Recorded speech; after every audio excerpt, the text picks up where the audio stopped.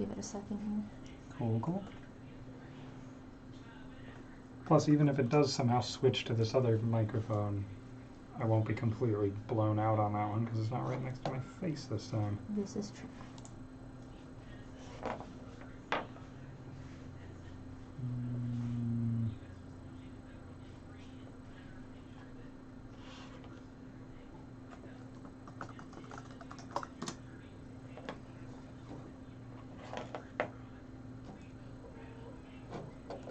There's one color called Wisteria, which is sort of a pinkish purple. There's another color called Purple Mountain's Majesty that is more of a bluish purple.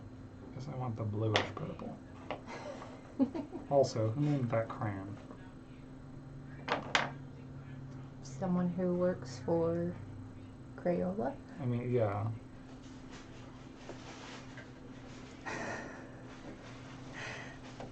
I think our audio's on. Excellent. So I'm going to drop the title card. Okay. Hi, everyone. Hello, watching. humans. Welcome. Today we are coloring. And exploring the mystery of blue purple versus pink purple, or Right. whatever. It's kind of hard to see, but if you look at this camera, Give me a sec to switch here. There we go. we've got... Oh, well, one of them's upside down, but... Put it closer to the paper. It's a little... Oh, it's out of focus. Yeah. As you can see, we have updated our coloring book page for Spinosaurus to bring it in line with what is now thought about the animal. You'll notice that there are some things that have done to it that are not really directly supported by the Ibrahim 2020 paper, Ibrahim et al. That's because some people that are smarter than me about this particular topic have been pointing out aspects of the animal's anatomy that are really unclear, like the M-shaped sail is actually not as well attested as you might think. The little rooster-like crest that the Ibrahim et al. 2014 paper added isn't really supported by anything, so there could be any kind of crest or no crest at all there, so I put a different one. Mark Whitten in his blog pointed out that the legs were relatively weak to be able to support an animal this size unless they were standing in a more columnar posture, so I've changed the legs to be more straight up and down. And obviously I've added the new oar-like tail. Hey, Steven. Yeah? You should welcome them to the stream. I did, didn't I? I said hello, humans. Hi, this is a stream about coloring. We're gonna color. I must have missed it. I'm sorry. Oh. I just thought it was funny that you seem to have just launched into Spinosaurus. Well, I feel like our audience is gonna be okay with that one. But as far as coloring this guy in, my only guiding principle is that it eats fish, so presumably if it's hunting fish by spearing them in the water, its belly is going to be a light color. Beyond that, I have nothing to really go off of other than, like, probably the sail was used for display, so that's probably got some bright colors going on in it. So, yeah, let's get started. Color and stuff. I'll start with this crayon. Yeah. How's everyone doing today? Wow, this is way lighter than I thought it was going to be.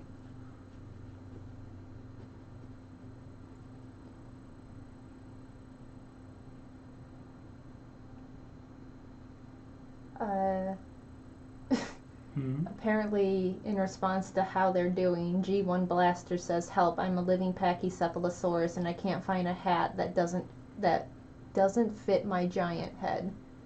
I think he meant that fits my giant head. I see. That would be a serious problem for a Pachycephalosaurus trying to fit into today's society. I mean, imagine going outside without a hat on. the impropriety.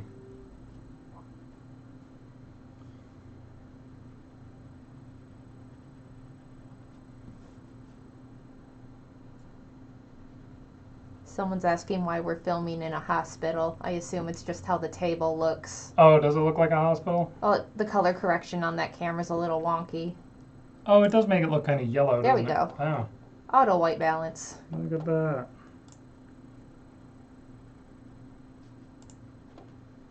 I guess we don't have to be on the close-up camera the whole time. There's no... Someone's asking what color scheme are you going for? I'm going for A certain bird. this bird. I don't know what bird it is, but it's pretty. And it's got purple in it.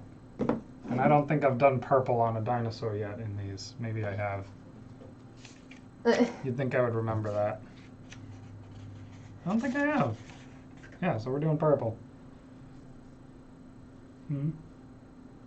T Thought, good username, so, just says, this time on your dinosaurs are wrong. Grown man colors in the lines. Of course I color in the lines. Kyle asks, I assume these pages we're coloring today are also in the drive from last stream. Yes, they are, including the new Spinosaurus. Yeah, this is the only one that's been updated since last stream. I meant to do more, but life intervened. You can find the link in our description to this stream. See, the trouble is I keep finding out when I go to color with a crayon that looks really vibrant that it's not. But we're gonna find out together. Oh wow, that's really vibrant. Cool. Nico says, yay, I'm doing some art myself and I'm glad I can put this on in the background. That was the intention. Yeah, happy to be your background noise. Yay.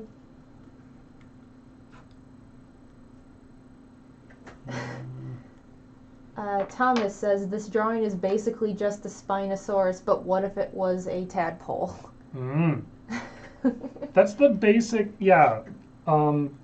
Somebody even made a joke to that effect of like Spinosaurus that we found is a larval form, and we're gonna find the adult form, and it's gonna have like dragonfly wings or something. Everett asked, can you say hello to my friend Andrea? She loves the show and I just got her to join the Discord and she's watching the stream right now, but she's too nervous to ask questions. Hello. Thank you for joining us. Yeah, I switched. I hope you didn't join the Discord and immediately see a bunch of emote spam and get discouraged, because it's not usually like that. We just recently added a bunch of emojis, so that's what that is. Yeah, people are excited. But welcome. Cameron asks, how long has Steven been in the graphic design field? Well, technically I'm not in the graphic design field. Like, I've done it a whole bunch, but that's not what I'm trained in. I've been doing it, so yeah, almost 10 years now. Mm-hmm. Off and on. Kai says, I would love to see an episode on Bahraisaurus or Deltadromeus someday. Might have to get you a toy of one to send in sometime. Have we had one of those sent in? We definitely don't have a Deltadromeus. I don't even know if there's a toy of Deltadromeus. I don't know. I don't think we have a Bahraisaurus either. But yeah, the rest of the Chem environment, paleo environment, would be really nice to talk about. Not least because the other paper by Ibrahim et al. This year was detailing a lot about that formation, or I guess it's a group of formations now. So we can fill in some details that were absent for a long time about the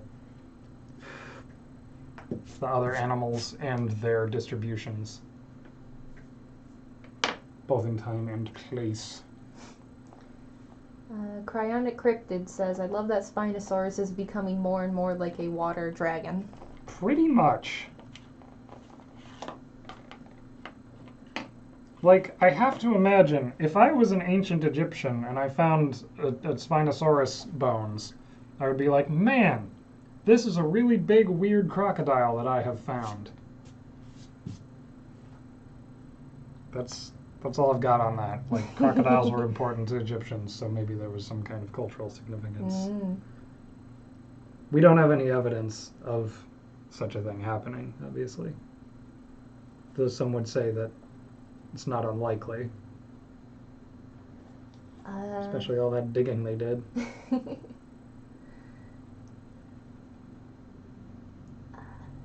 The Dark Savior 755 asks, what do you two think of the dinosaurs in Rite of Spring from Disney's Fantasia? I still love them even though they're outdated. I love them. They're so weird. No, the Rite of Spring has aged surprisingly well as a piece of animation. As a piece of paleo art, not so much. But no, I love that segment.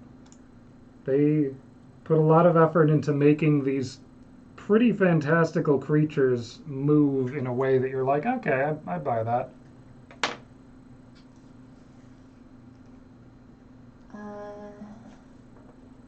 Amber asks, what are your thoughts on Nanotyrannus debate? Is it actually a juvenile T-Rex or its own species? I am not touching that one with a 10-foot pole. Moving on. Squid. Well, it's just, I haven't read like, I know there's some new stuff that's come out, but I haven't read it enough to have an informed opinion about it, so.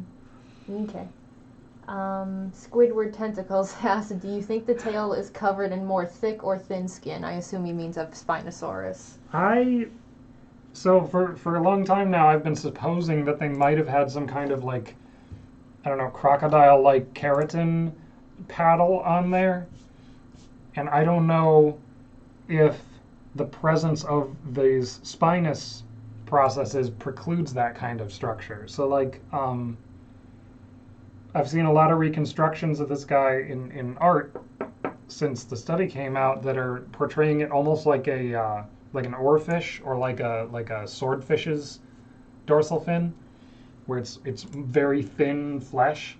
I'd have to imagine that thicker, maybe even armored flesh is just as, if not more, reasonable. It was a meandering way to say maybe.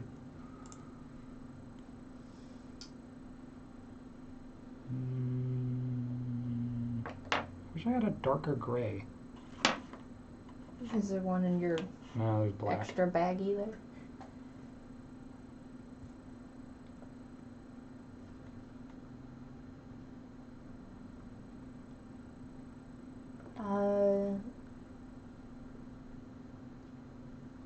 Jam? Oh, jam. I'm gonna say jam or Okay. yam?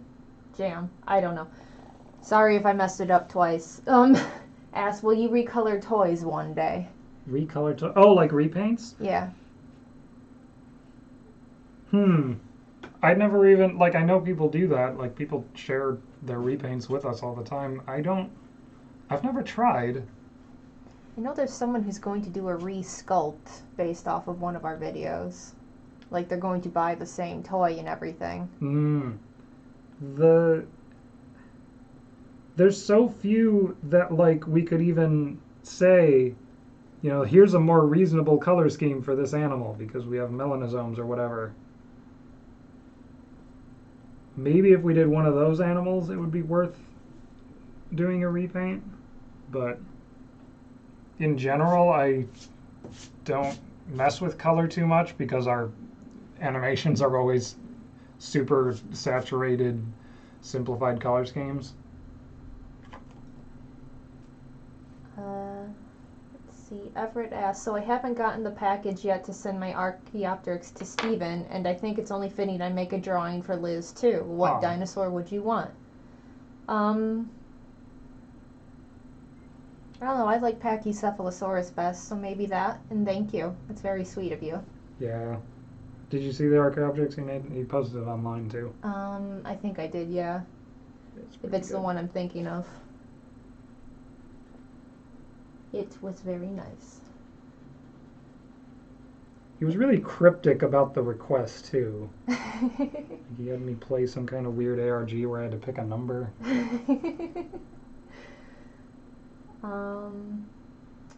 Let's see. I'm catching up here, guys. Give me a second. The Bins Workshop asks, so do you think the old tail of Spinosaurus was from a younger Spinosaurus and the new tail's from a fully grown one? The old tail from Spinosaurus was reconstructed. We didn't have a tail. So it was conjecture. Basically, we had a few fragments, but we didn't have a anything approaching a complete series for the tail. So I'm not actually sure what animal it was filled in based on. Like I don't think we have any Spinosaurine tails other than this new one.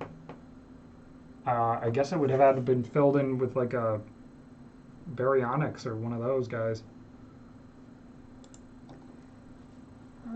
Dino Man asked, do you think if Good name.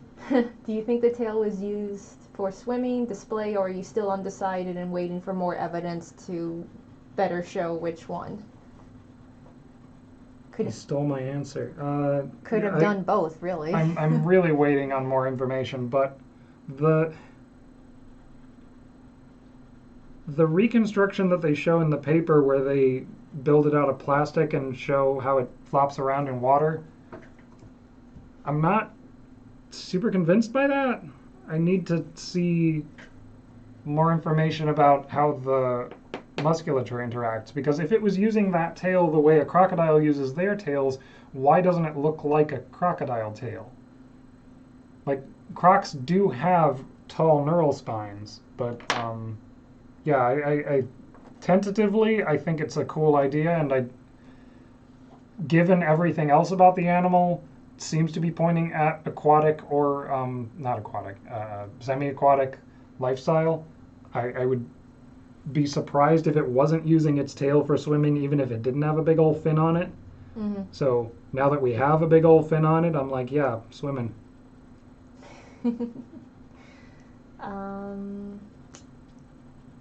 Like no other dinosaur has this, so we don't have a lot to compare it to on that front. I was going to say, someone just asked, do you think other Spinosaurids would have the same general body plan? And definitely not the same general body plan, but it is possible that other Spinosaurine Spinosaurids, so the animals closer to Spinosaurus than to Baryonyx, could have had this tail.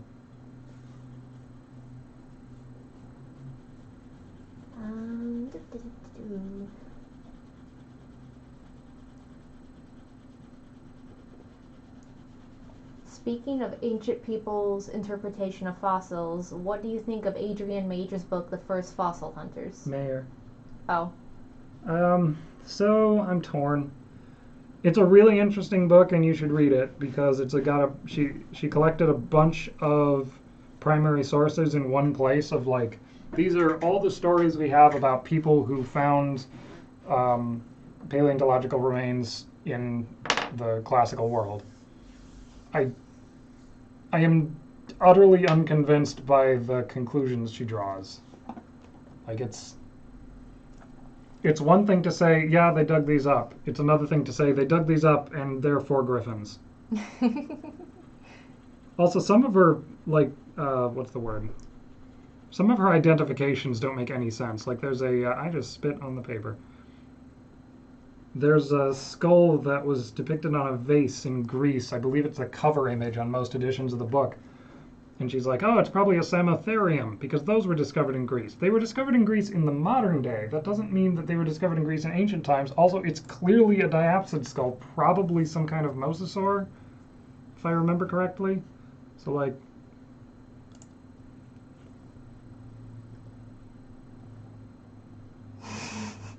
be careful with your extrapolations, anthropologist. I'm not actually sure if she's an anthropologist. I feel like she is.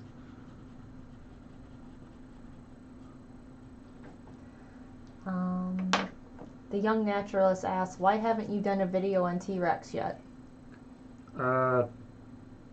So... Should we just point him to the blog? The blog? that we did an interview with recently. Oh yeah, if you haven't checked out Love in the Time of Chasmosaurs, check it out. They interviewed us recently, and also if you're interested in depictions of dinosaurs in popular culture, which I assume you must be since you're subscribed to this channel, they talk about that an awful lot. But yeah, they interviewed us and they asked us that question too, like, you haven't done Tyrannosaurus. We are avoiding it for the simple reason that as soon as you start talking about Tyrannosaurus, people are going to come out of the woodwork to nitpick everything you say, and rightly so, because there's a lot that we know about that dinosaur and a lot we don't know, and people really, really like Tyrannosaurus. So if we're going to nitpick such a beloved animal, I want to do it right, and I don't know that we're good enough at this yet to make an episode with the rigor that would require. I want black or gray? I want gray. No, I want purple.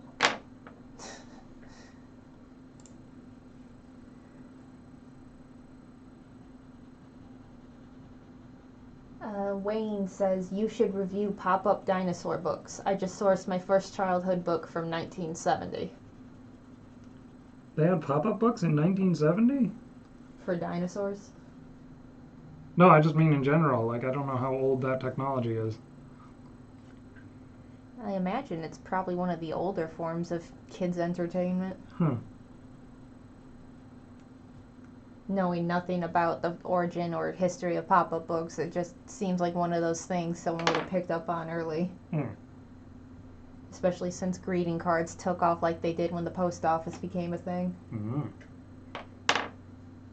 It just seems like a natural sidestep to that industry. I want a darker blue. Blue Robocat asks, who drew the Spinosaurus? If you're talking about the one on the screen, Steven did. Yeah, I did. Or on camera.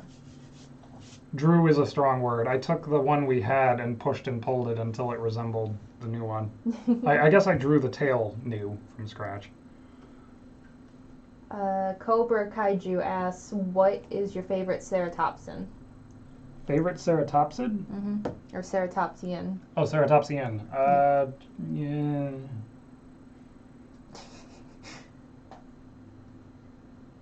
Probably Psittacosaurus, but like Protoceratops and Pentaceratops are strong contenders.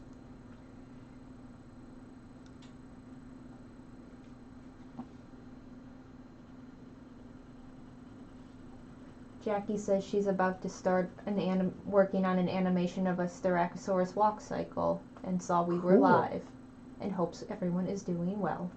We hope you are doing well as well. Good luck with the walk cycle. They walk kind of funny, as I'm sure you have noticed. Hans asked, do you have a live stream schedule or do you just stream whenever you want? We have a sort of schedule in that patrons hang out with you most Saturdays. Yeah, I stream almost every Saturday for the patrons. As far as Q&A, well, that's for one sponsorship tier, and then all patrons have access to our monthly Q&A, but we schedule that on a sort of ad hoc basis. Yeah. As far as these public streams go, no, we don't have a schedule. Not yet, at least. Right. Not yet is a good answer. It's one of those things where when we have more things to stream more consistently, we'll start making real schedules, though we do try to announce a stream at least a day ahead of time on our social media, so like Twitter, Facebook, Instagram. I guess I could start actually using this weird YouTube community tab. I just haven't bothered yet. Community tab? It's Facebook on YouTube, or Twitter on YouTube, essentially. But those sites already exist. What purpose does this serve? Not much from what I can tell, other than connecting with people who only hang out on YouTube. Maybe. I mean, I get it. It's to keep people on YouTube longer so Google can serve them more ads, but... Yeah. Kai asked, do you have a fossil collection? Little bit. I have this one that I found in our yard when I was 11. I don't know what it is. I have an old shark tooth, and I have a coprolite that someone gave me. Technically two, because didn't it crack in half? It did break in two, but it's still one sample. Hmm. It's just broken now.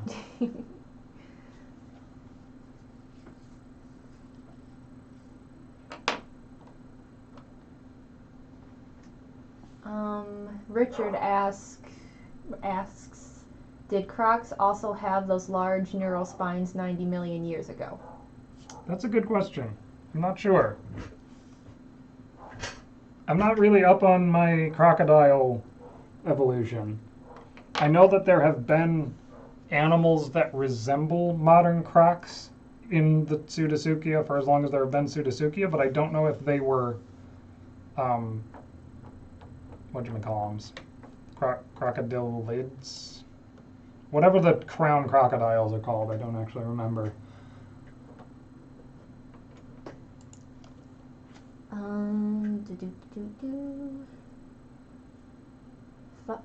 Fatima asks, were Spinosaurus and or Dilophosaurus covered in feathers? Also, hi.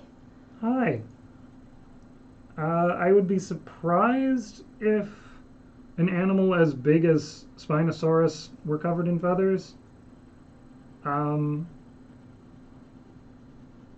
We're not really sure. So, like, Dilophosaurus is pretty basal within the theropods, so it depends on whether you consider animals like Calindrodromaeus to have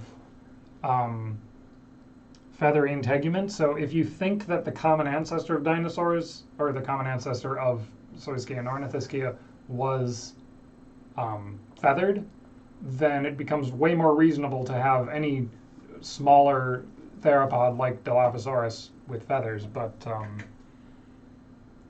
need more evidence on this one. Atanar89 asks, what's the use for less developed armor in more basal ankylosaurs? Well, any amount of the reason that the extremely exaggerated armor that we see in the more derived creatures evolved at all is because less extreme versions were also useful.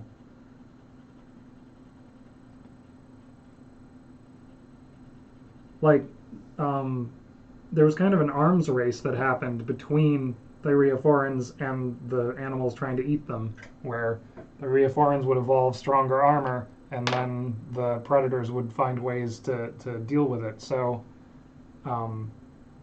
without that, like, no animal evolves the level of armor that Euoplocephalus or whatever had, unless there's a credible threat to it. And the only way you get a credible threat on that level is if you pass through, like, Scutellosaurus and Solidosaurus and on up the line. It's not really a line, but on up the tree.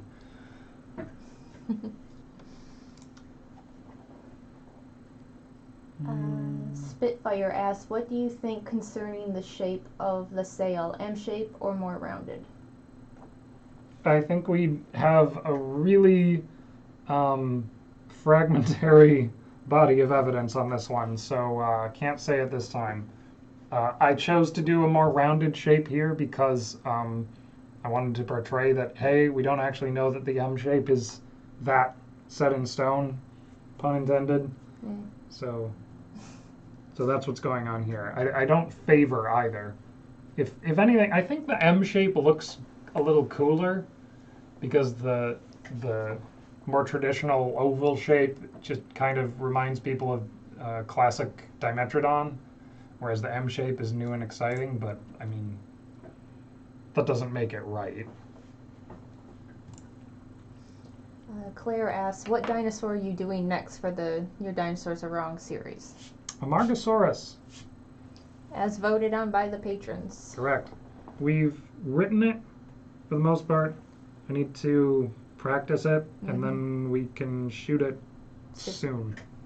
TM. Jinx. You can't jinx me. I'm the host. Mm. If I don't talk, who will? They'd probably be happy to watch you color in silence except for the little noises you make now and then. Just saying. Rumpf, says I. Rumpf. Dinosaur Productions asked, do you think it is possible that a Spinosauridae could have lived in what is now North America? That's a good question. Contemporary to Spinosaurus? I guess it doesn't matter. I suppose anything's possible. We haven't found any, to my knowledge.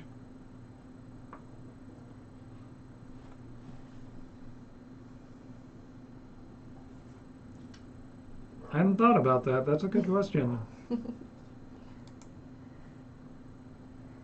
tempted to go see what the dog is barking at, but I also do not want to go see what the dog is barking at because it is probably nothing. Mm-hmm.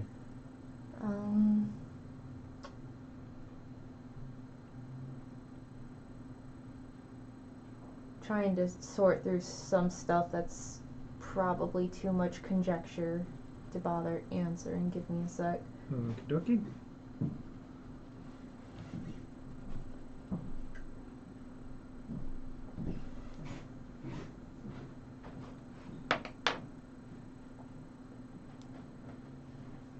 Stingray Tom's Florida says, hi y'all, new fan and patron from Orlando, Florida. I'm no expert on dinos and we only have much later fossils here.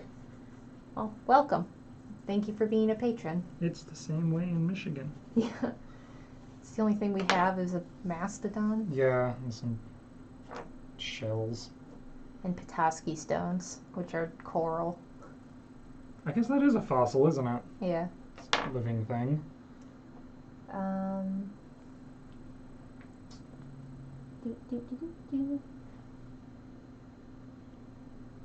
Tobias asks, isn't the tail kind of like a fish's tail instead of like a croc's? Because from what I understand, croc tails are powered throughout the length of the tail, but fish are powered on the base. That is what I get the impression of from the transverse processes. Because the transverse processes are mostly near the base of the tail. So you're right, the propulsion of it would come mostly from back near the legs here.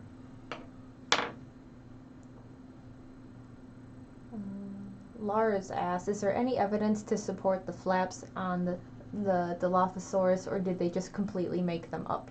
The flaps? Oh, in Jurassic Park, the frill, like the frilled lizard. Yeah, we want to do an episode about Dilophosaurus at some point, and I'll cover this there. But the practical upshot is the frills on frilled lizards actually are supported by the skeleton. So if a dinosaur had such a structure, we would expect to see something similar going on at the back of the head. And we don't have that in Dilophosaurus. So no, they're completely conjecture. That was the point of having the frill there and the venom spitting there, where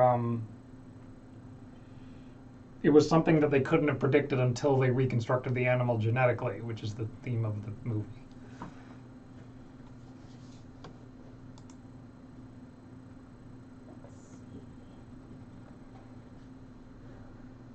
I don't know what color to make this sound. Dark gray. You okay? Yeah, everything's fine. Back. This gray is called Timberwolf. Did I name it when I was 8? I mean, if you're gonna name something that mostly 8-year-olds or younger will be using.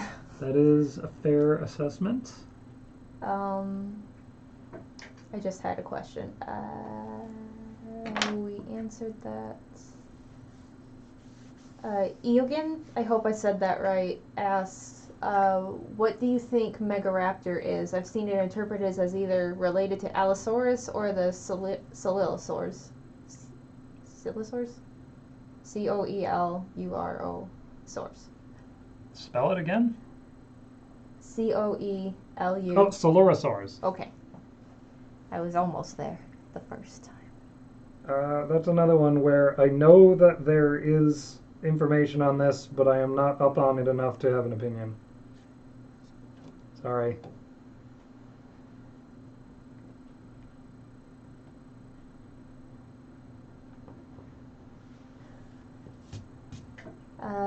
Monster Hunter Polska asks, what if Suchomimus was juvenile Spino? He did say hi from Poland earlier, if you were going to ask. I was not going to ask because that's pretty obvious.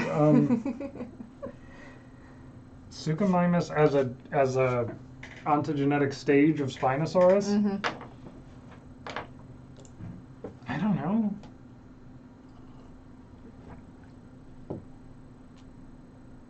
I think we're at a point with Spinosaurus where nothing would surprise me. But I don't think...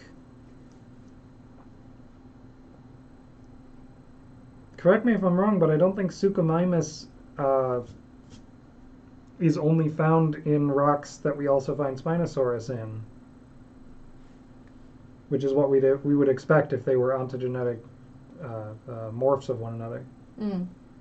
Ontogenetic or ontogenic? Words.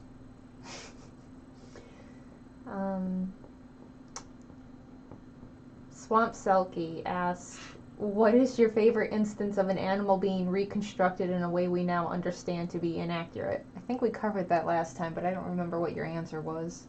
I wavered. I think The Crystal Palace Iguanodon is classic. I think I brought that up. I remember that. Because people dining inside it. Well, people really seem to like the dinosaurs from Land Before Time. I don't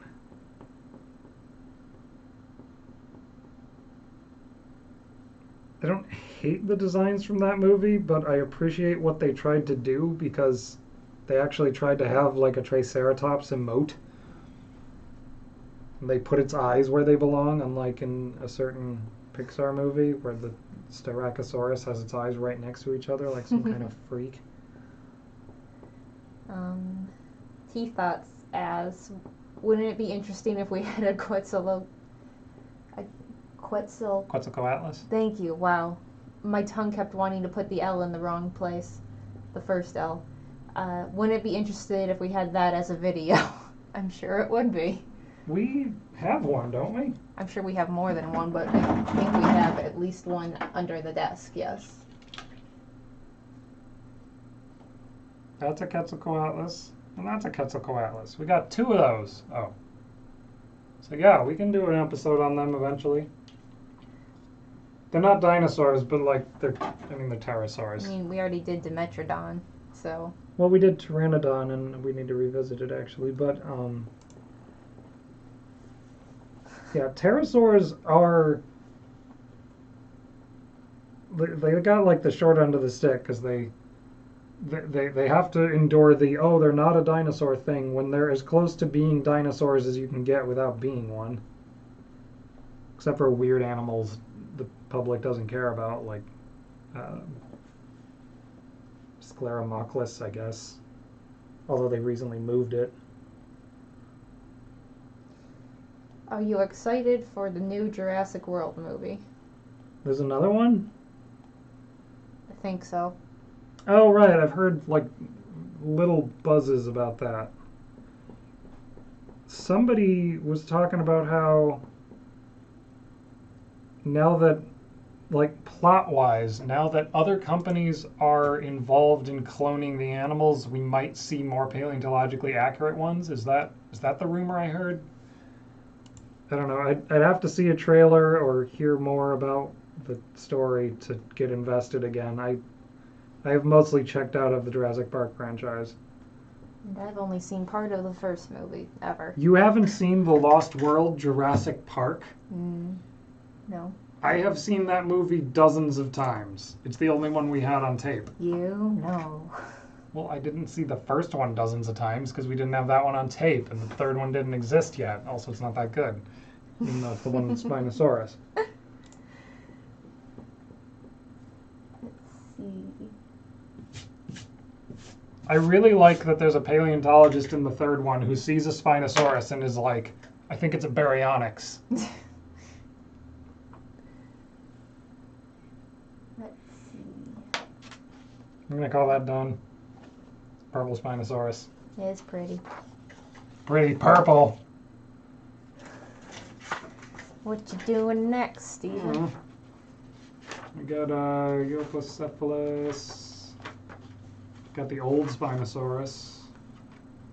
Got a Dimetrodon. I got the Euoplocephalus. Bluefin Manta asks, what's the inspiration for your choice of color scheme, if any? I don't know. On the Spinosaurus, it was this bird.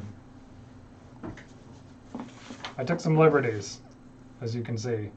It's not really one-to-one, but that was the scheme. Now I need to find another. Also, don't reproduce that photo without the consent of the original photographer, he says, doing exactly the thing he just said. Okay, so for this guy, we're gonna base it on these parrots. I think they're parrots, because they're cool. Tip the phone a little forward. Like that? Yeah, there you go. That's a really nice photo. I'm probably stealing it. Like, the nicer the photo, the higher the likelihood is that I just saved it from a web page without bothering to, like, figure out whether it was Creative Commons or whatever. Primeval Boy asked, do we have any very well-preserved Dilophosaurus skull specimens? I do not know off the top of my head. Sorry. One presumes so? Do you think there could have been venomous dinosaurs in general? Venomous dinosaurs.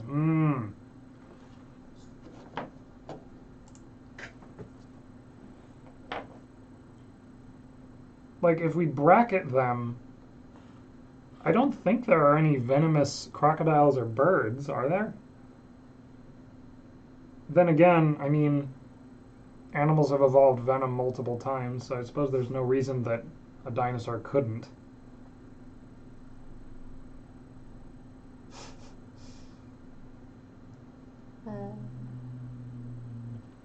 Spencer Lee asks, have you played the new Animal Crossing game yet? If so, what do you think of the in-game dinosaur fossil models? I have not played the game myself. The fossil models are pretty good. The Stegosaurus looks a little weird. We talked about this last time, didn't we? I think so. The arrangement of the fossil hull is phylogenetically interesting. I don't remember exactly how they have it. They have it. It's something like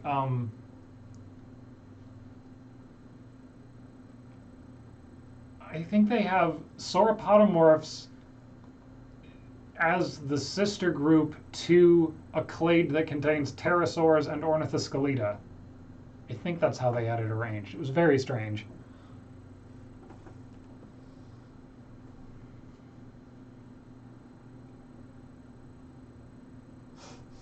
Brandon says he remembers using his Timberwolf crayon in kindergarten.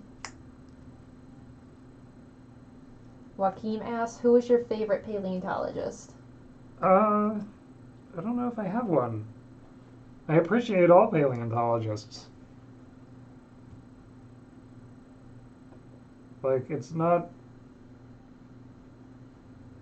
I don't know if favoritism really enters into it because it's a collaborative effort. You know?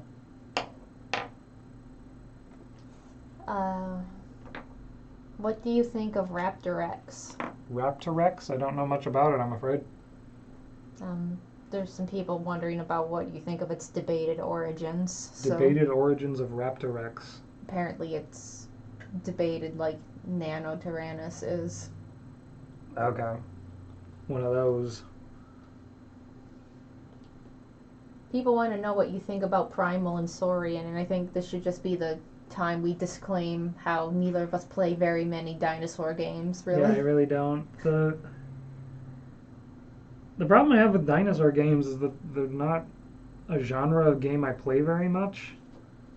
Like, there's how many? There's 3 different dinosaur MMOs where you play as a dinosaur right now. I think Saurian is one of them. Saurian is indeed one of them. Though I think it's only single player at the moment.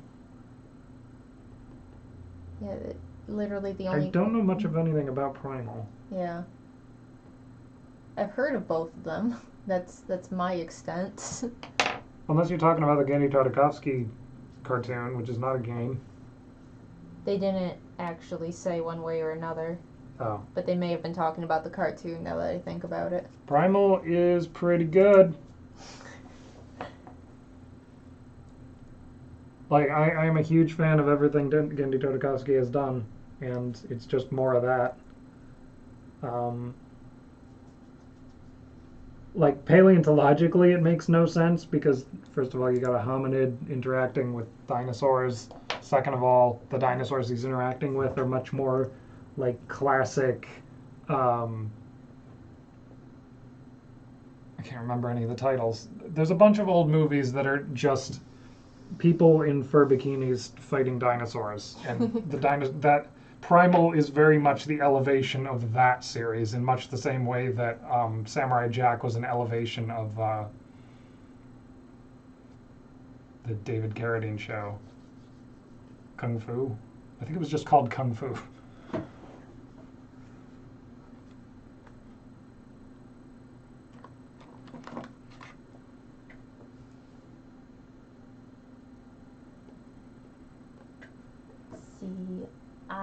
Scrolled up. How reasonable would it be to consider a Saurophaganax as a subspecies of Allosaurus from Go Mewtwo? Pretty reasonable. Dinosaurs could get big. Allosaurus has a decent amount of variation morphologically.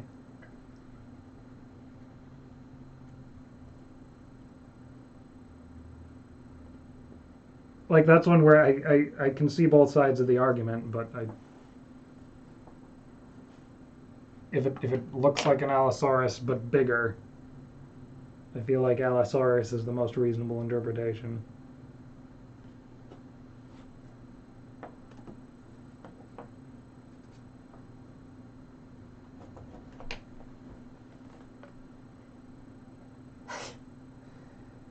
I Like Cookies offers the mustache T-Rex from Mario Odyssey is objectively the best video game dinosaur. I was deeply amused that it's just like a photorealistic Tyrannosaurus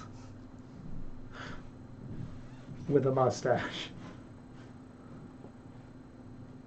Also, we can't prove that Tyrannosaurus didn't have mustaches.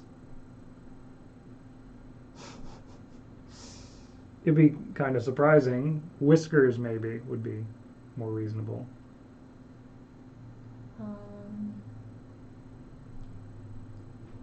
Saber Fanatic asks, do you subscribe to the theory of Dinosauroid by Dale A. Russell? Dinosauroid, is that where, I'm not even sure that's a theory. That's a counterfactual, isn't it? That's the one where if dinosaurs had been left to their own devices, they could have evolved into a sapient species. Like, I think he had a troodontid line evolving intelligence. I've seen some really cool artwork of, like, troodontids with tool use and stuff, and I don't know if that's specifically the dinosauroid theory or if that's just some really cool art that I saw. Mm-hmm. I wish I could name a name. I don't remember it. My crayon is so blunt, it's hard to do these little ones. You want me to find you a knife? No. Oh. Committed. Sneeberm? I hope I said that right at least once. Hey, Steven, have you read up on Borealopelta? Yeah, the fossil is absolutely fascinating. It is. Well, that's a bad word to use because I'm about to tell you that no, I haven't. It's not fascinating enough for me to have sought it out again to reread the paper, but no, people have been pointing me at it. I checked it out when the news first broke about it and then didn't look at it again. And I really should. I just realized I was leaning really close in there. I hope my big head wasn't... No, you've been fine. Don't know if you've noticed, but I have a lot of hair at the moment. And I feel like it would block most of the screen if my head were... You're not bending far enough over. I see. But now they are looking at your massive hair.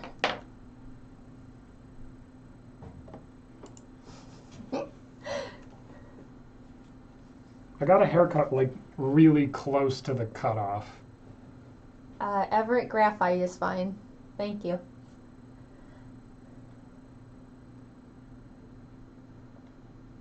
I'm almost kind of sort of caught up. Are you deciding which color? Yes. It's an important distinction. Mm. Yeah, that looks okay. Writing hour asks, is it possible ankylosaurs use their tail clubs to knock down trees to eat the branches, kind of like how elephants use their tusks? I hadn't thought of that. I think not. Elephant's kind of putting his whole body into it. Well, yeah, elephants don't so much knock down trees as push over or uproot them. So just banging on it with a hammer is a really inefficient way to knock over trees. Mm-hmm. I had never thought of a foraging application for the tail clubs, though. That's an interesting question.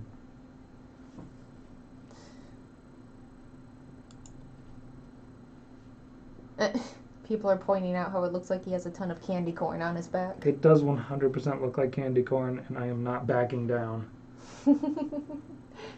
Also, you can't erase crayon anyway, so I don't know what I would do. White out, I guess? I am useless without Control-Z. Charity asks, what's the earliest known feathered dino? Y'all keep asking me things that I would have to look up. Earliest known feathered dino? Mm-hmm. Be that one they found in amber, wouldn't it? Technically. No. Recently. No. First of all, that's not a dinosaur. Second, that's not that early. Earliest known feathered dino. I'd have to look that up. I'm sorry.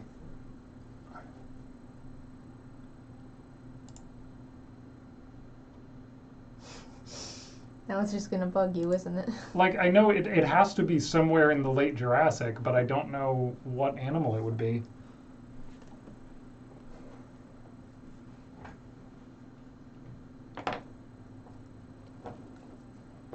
Borg asks...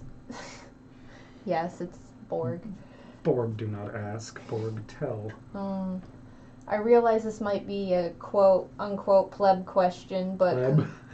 But could Velociraptor have been bigger like Utahraptor? Maybe the fossil for Velociraptor is just a juvenile. No, it looks like it's fully grown. Also, we have multiple individuals, so if there was size variation to that degree, it would have shown up by now, one thinks. No, you can tell from a specimen how old it was, like within a certain amount of confidence, based on how the bones have fused together, based on the histology of the bones, though I don't know. I'm not sure if anybody's done histology on Velociraptor, but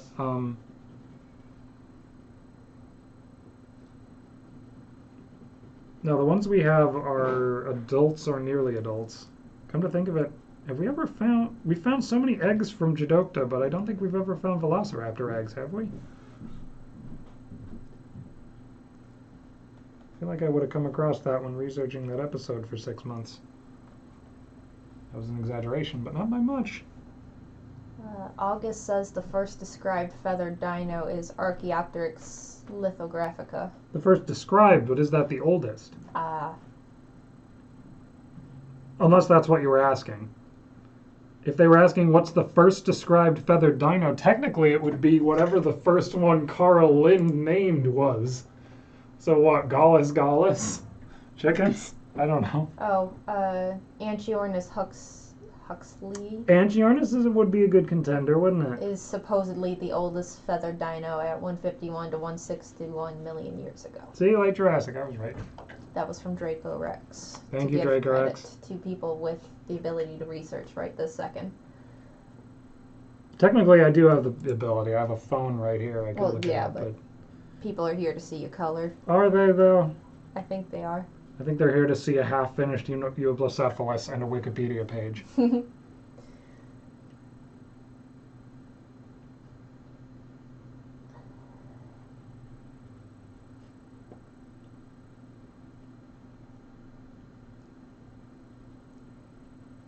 Tensa Wolf asks, what's been your most significant interaction with dinosaurs that has influenced you to study them? I guess, why did you start being interested in dinosaurs is the question. I do not know. I don't remember a time when I was not into dinosaurs, so I don't know what sparked my initial interest. Which is not a great answer to that question, but yeah, like I said, I watched The Lost World Jurassic Park over and over again. When I was real little, like the first time we went to the Lamont Public Library, I remember, first of all, I didn't know what a children's section was, so I was just looking through all these adult books looking for one that would have good pictures, and none of them did. So then they took us upstairs, and that was the children's section, and all of them had pictures, and it was great. Anyway, I got this one that I forgot the title of for years, but Chasmosaurs, Love in the Time Chasmosaurs had the title. It was Prehistoric Monsters Did the Strangest Things. It was pretty long for the age I was. I don't remember exactly how old I was, but I managed to get through all the way to the extinction of the dinosaurs by the time we were at home. Like I read it in the car. Not that it was a complex book or anything, but that's how avid I was about this subject already at that point. I had the, I've mentioned before, the Orbis Dinosaurs exclamation point books, where that's where I got my glow-in-the-dark Tyrannosaurus skeleton from, because every issue came with some parts to that skeleton, and I read those all the time.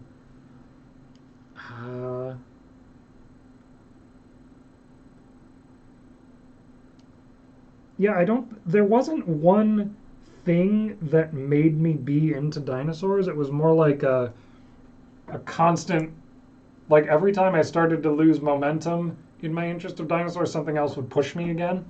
So, like my school growing up in second grade, we went to the Field Museum. We might have gone twice in second grade. I don't remember. We went again in fourth grade, and they just got Sue. And they were going to put her up, and then we moved, and I didn't get to go back to the Field Museum until I was like 19. Worked the weight, but still kind of bitter about this one.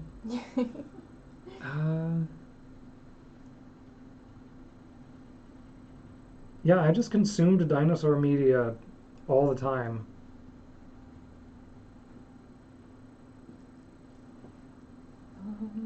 I got into Transformers because they had dinosaurs that turned into robots.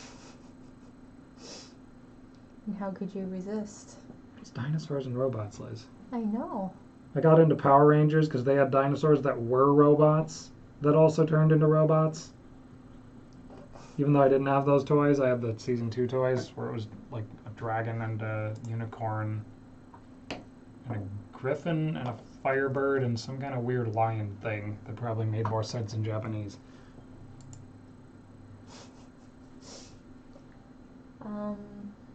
Michelle asks, what do you think about the bloat and float taphonomy theory? Beg your pardon?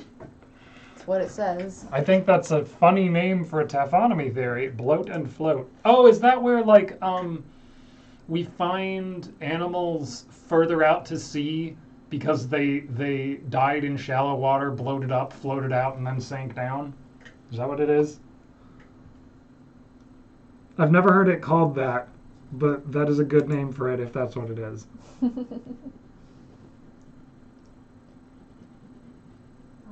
Endless Ocean asks if you could have any one question about dinosaurs answered accurately in great detail, what would it be?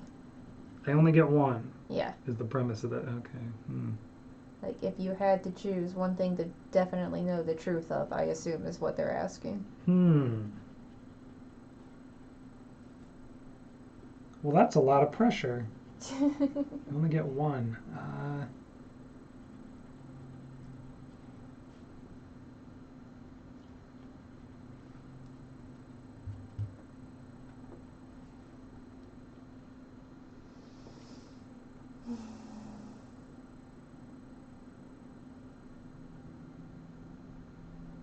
I guess I'd want, like,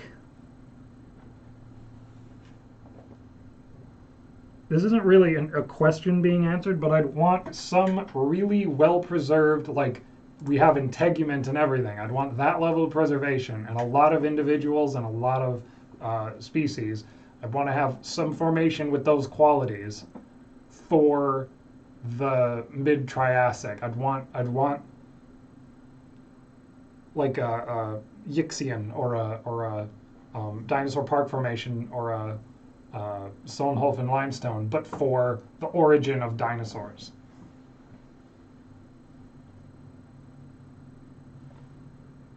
Because that would be really helpful to have some resolution at the base of the dinosaur family tree.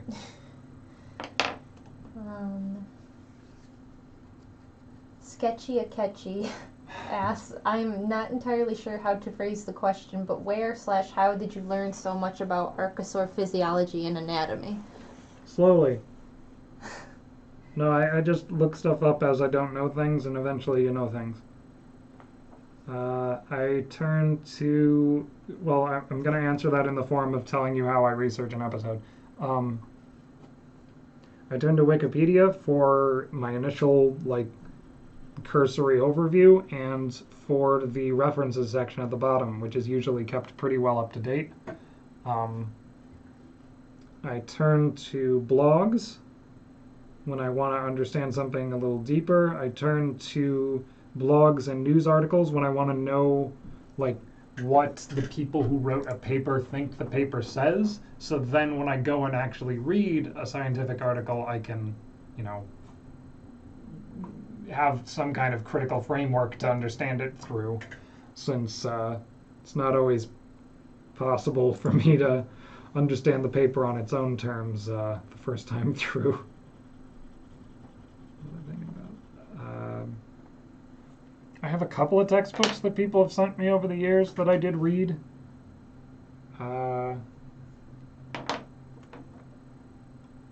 Dinosaur Paleobiology by Broussard. I have a couple of Martin Week's books that aren't really textbooks, but I have an old edition of the Dinosauria, that monster.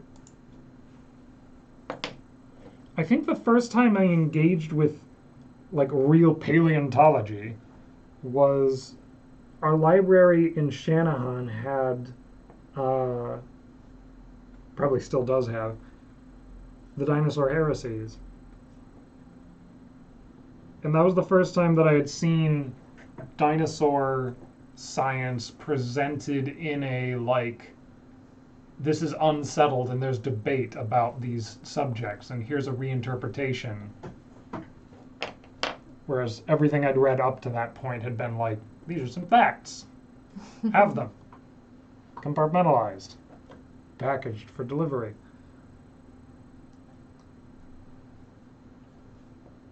Everett asks, what's your favorite therioforan? Therioforan? Therioforan. Ooh, Kentrosaurus. I didn't even have to think about that one.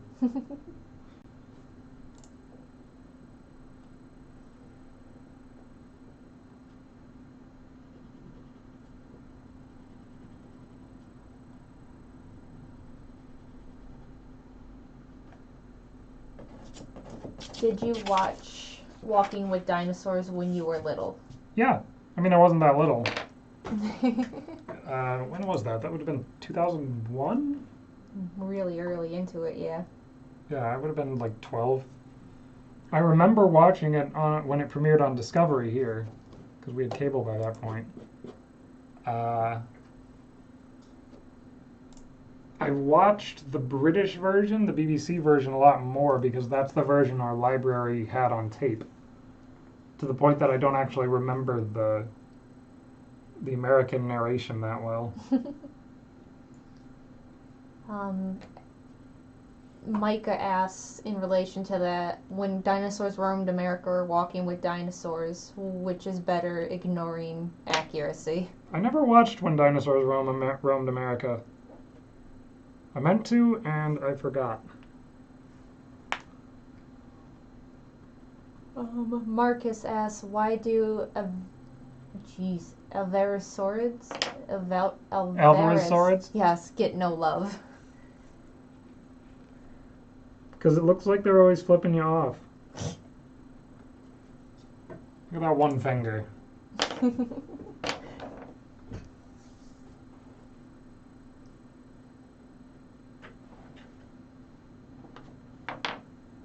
And no, it's probably just that they're not that well known to the general public. Mm-hmm. So the interest isn't there in publishing on them. Also, there's not that much known. They are really interesting creatures, not gonna lie. We even have some from Jadokta. I wound up not really talking much about the ecology of Jadokta, of all the other animals that were running around there. It is a pretty diverse formation. You've got Alvarezsaurs and Oviraptorids? I don't remember what the group is called. You've got a Pinacosaurus, I think you've got a larger ceratopsid than Protoceratops. I don't remember what it's called. It might be that short-frilled one. You've got what might be a small Tyrannosaurid, I believe.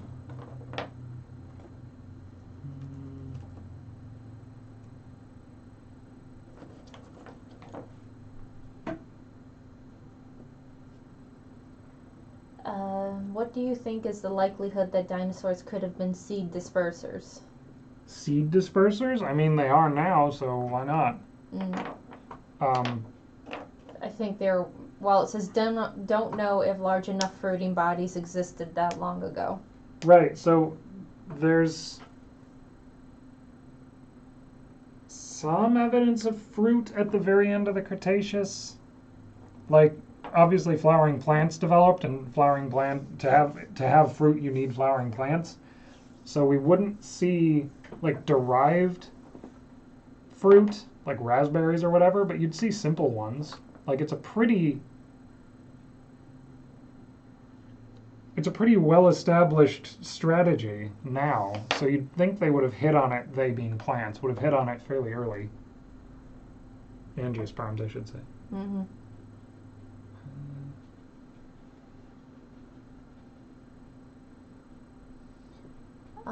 Tyler asks, what are some of the most underexplored regions of the world for dinosaurs that you would like to see excavated? Can include the bottom of the ocean. That's a good question. Because you never know where you're going to find stuff, you know? I'd have to look at a map. There are areas where we know there's Mesozoic rocks that we just can't easily get at because there's, forests in the way, or it's urban, or it's just otherwise not suited to digging because it's cold or rainy or whatever. So I imagine there must be plenty of such areas, but I do not know how I would rank them off the top of my head.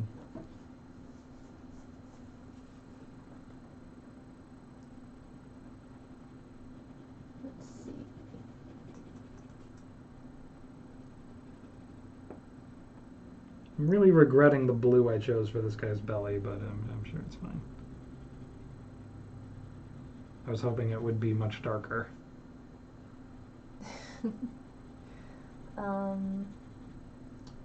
Titan of Serpents asks, do you think Therizinosaurus would have had feathers even though it's so large? Good question.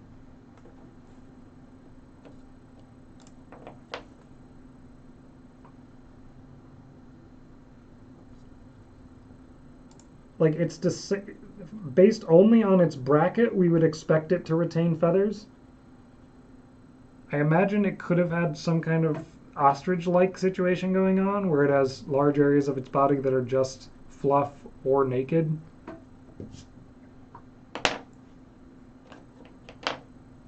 But yeah, I'm not sure on that one. Because you're right, metabolically, is that metabolically? For heat purposes, an animal that large wouldn't want thick feathers over all of its body. Nathan asks, could you do a Let's Play of Magic School Bus Explores the Age of Dinosaurs? My parents may still have my copy of that from growing up.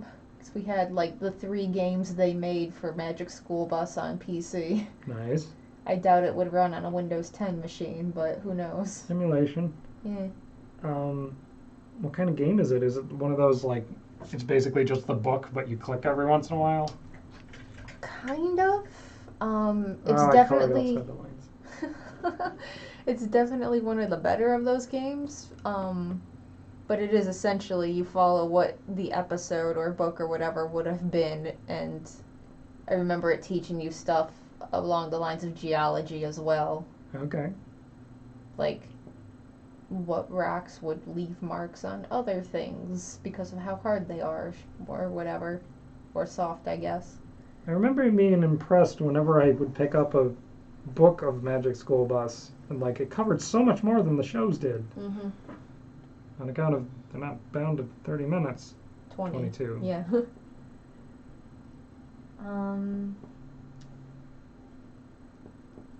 Liberated Amon asks, what's up with dino eye bones? I've seen lots of brief mentions but never details. Oh, scleral rings? I think so. So they're not often preserved, but we know that most, if not all, dinosaurs would have had them.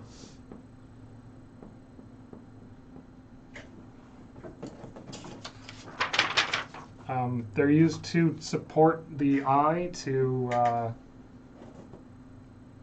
help the lens keep its shape.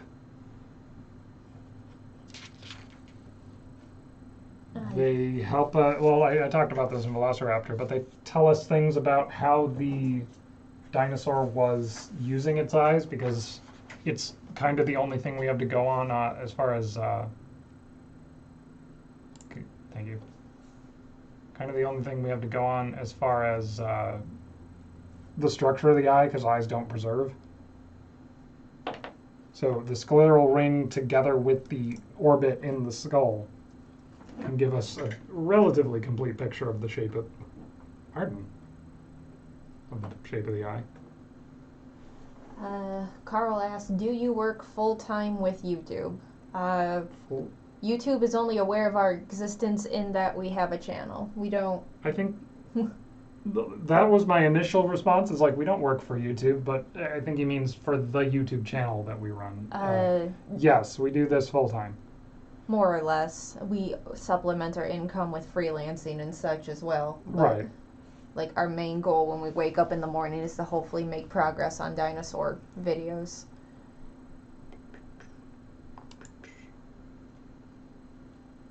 Trying to find the next inspiration. Yes.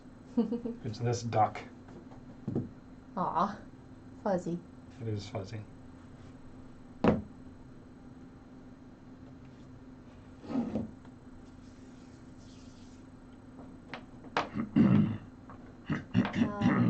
Budgie Wilson asks, what's your favorite avian dinosaur? Favorite avian dinosaur?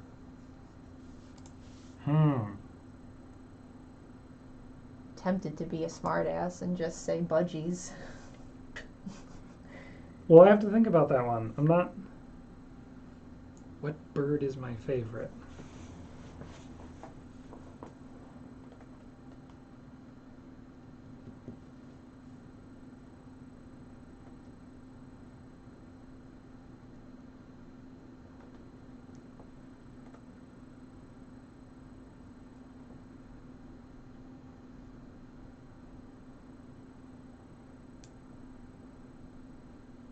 I should have an answer to this because one of the primary ways Miss Liz interacts with me is to send me videos of funny birds.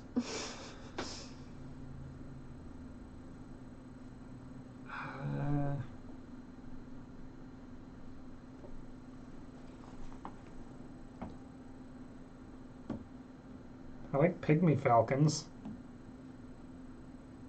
They are pretty cute.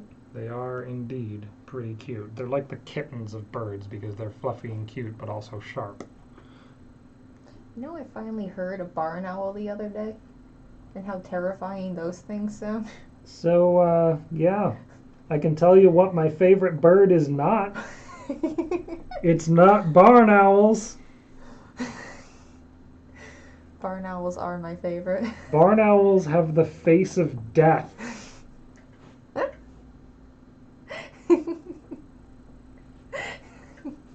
But I had never heard one before, and it's appropriately terrifying. Yes. I'm gonna give this one a striped tail because I don't do that enough. Mm.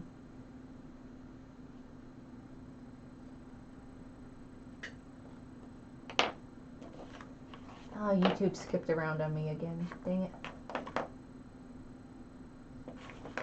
Where's that orange I had before? That'll work. Sure, we'll pretend this is where we were. Can asks, what is the purpose of the hump of Dinocrius? Dinocyrus? Yeah, I think they spelled it wrong. Oh.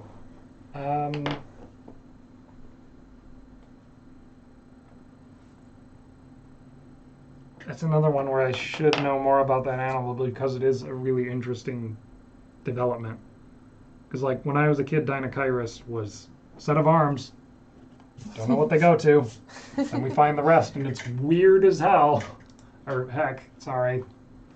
I shouldn't swear. The purpose of the hump, I would have to assume, is a combination of things. I don't know if it lived in an environment that would have required like fat storage the way that mammals do it, so I have to assume that it would be muscle attachments, wouldn't it?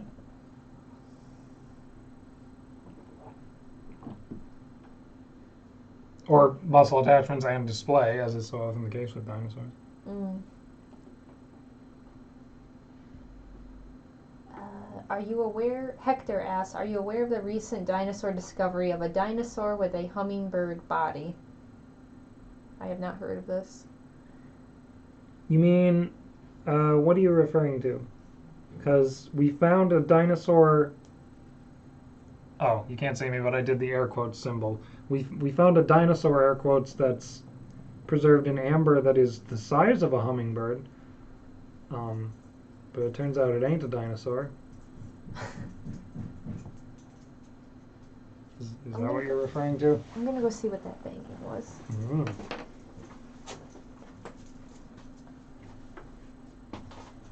Yeah, I'll read a question and then I'll go see it.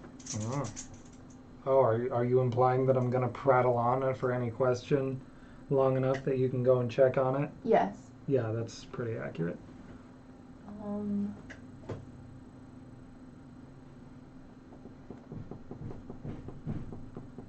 Are Pelagornis considered dinosaurs? Pelagornis? Yeah, that. Sure. I'll be back. I assume so. Do you know something I don't?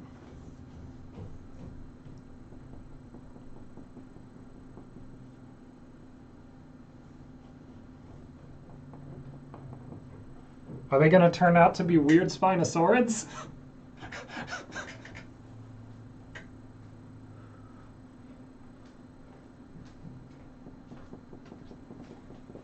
It was nothing to be worried about. Cool. I think the dog just came down because he was hungry. Is hungry. Continues to be hungry. Yes.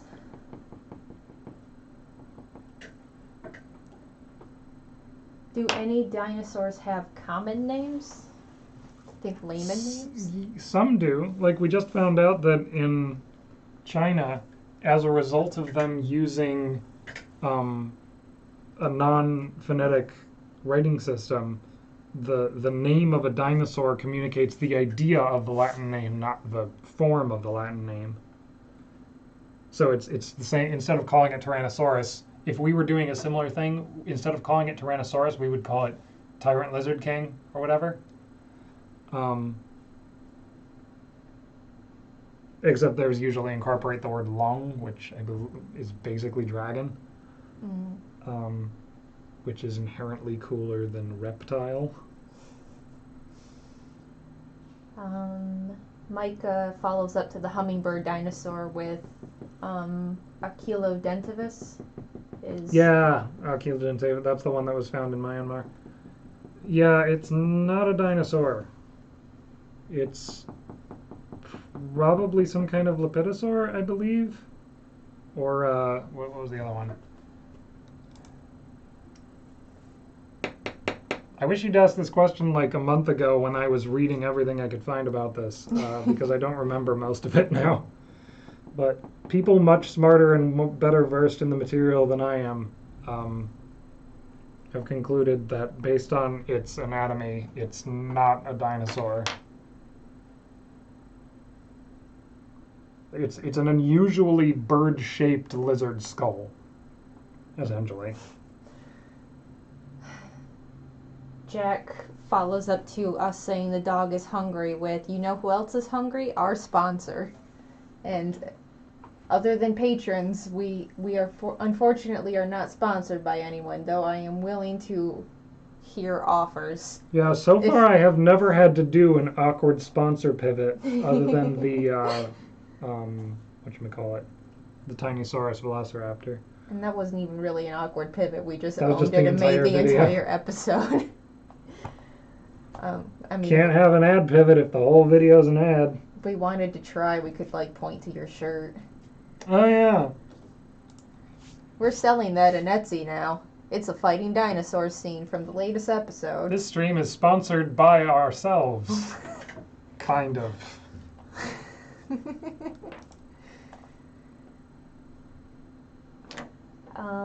More blue. All these are going to have a misguided amount of blue in them. What's your favorite clade of animal besides Dinosauria? Favorite clade of animal besides Dinosauria?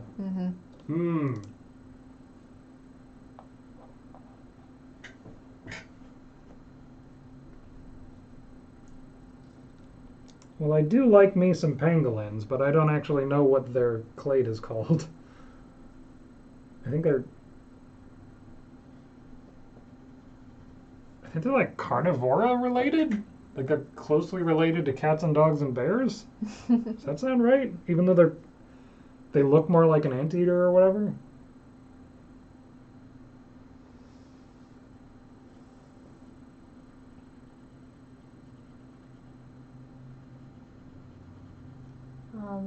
I think you talked about it, or maybe that was Dinosauria, but have you read James Gurney's Dinotopia? His illustrations are beautiful. His illustrations are fantastic, in both senses of the word.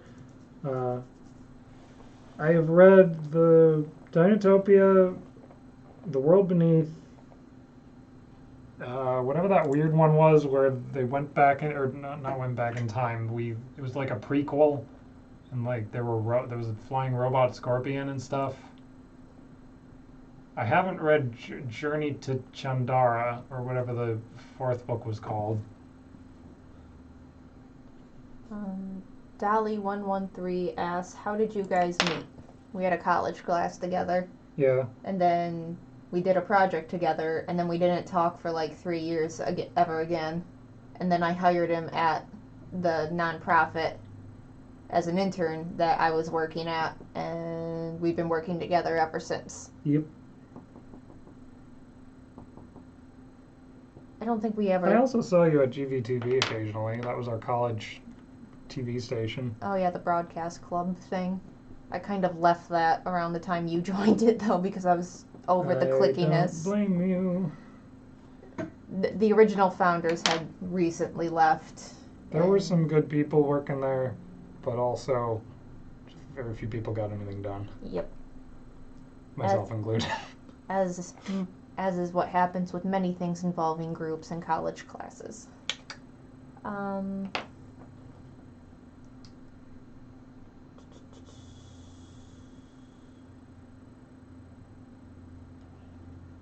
Kaylin asks, will there ever be a troodontid toy reviewed? Do we have any? I don't remember. I'd be surprised if we didn't. We are totally willing to entertain the opportunity, I think is the answer. We just can't remember if we have one off the top of our heads already. I think we must have one. Like, I know we've said the name quite a bit. Yeah, troodontids are interesting clade of animals. I would expect that we will cover them eventually. Where Cobra Kaiju asks, where does Yiki fit into the dinosaur family tree? Okay, so I'm going to ask you, where would you fit in? A weird frickin' bird-like, membrane-winged, feathered, forward teeth projecting arboreal insectivore. Might it be in with all the other weird animals in the Maniraptoriforms? Because that's where they go. So is it just a winged platypus? No, it's like a spiky bat. Spiky bat, I guess I should say.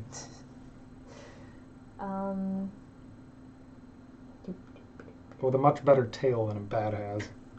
This type of game of bats. Draco says pangolins are part of the Manidae clade.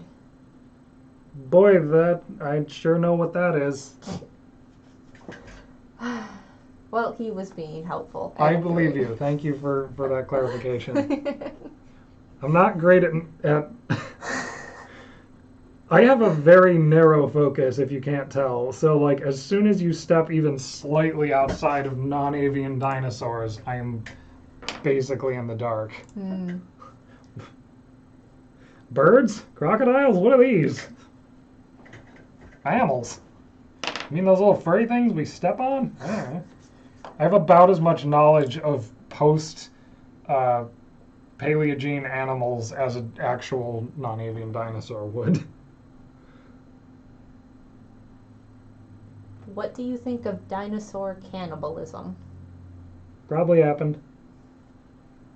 Yeah, I would assume it did. Ecological stress will do that. Also, I mean,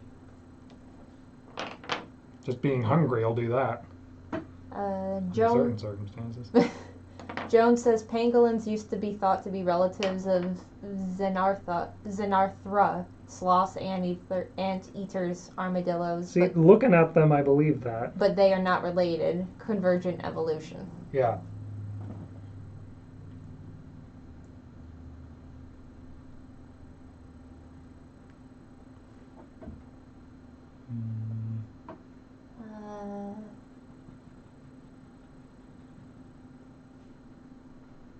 Alexander asked, do you think Spinosaurus may have used gastroliths to help weigh them down in the water?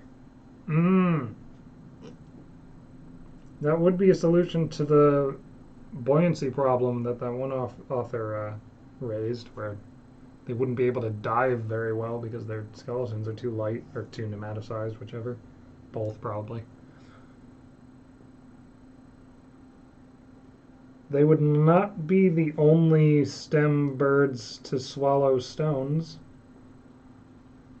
They might be the only ones to swallow stones with that purpose. Do penguins do that? I can't think of any other... there are diving birds, but those also fly. So I imagine they wouldn't want a bunch of rocks in them. The only thing with rocks I've heard of with penguins was the ones who kind of trade them and build nests with them for mates. Right. Isn't that documentary, The Pebble and the Penguin? I forgot that movie existed. Yeah. That movie was awful. Yeah, my sister really liked it.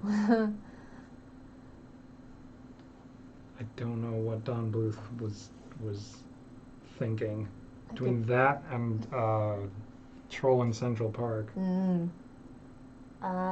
What do you think of Donald F. Glut's Dinosaurs, the Encyclopedia, and its supplements? I'm not overly familiar with that one, sorry. What do you think the likelihood that Spinosaurus would have interacted with aquatic reptiles like Mosasaurus would be? Well, that entirely depends on like how far from shore it was going, and it seems like the current thinking is it wouldn't go out into the open ocean very much. And conversely, I don't think mosasaurs are generally considered to have been like invading coastal habitats that much because they're just big. So I'd imagine it would be rare if it happened.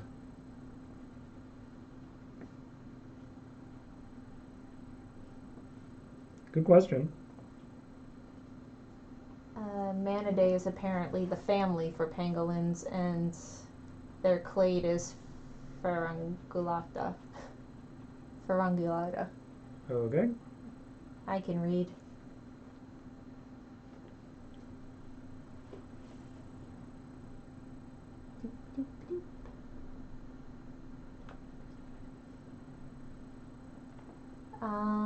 Tensa Wolf asked, what do you think of the research that was done in chickens turning on the genes for teeth development, essentially regressing them to a dinosaur-like state?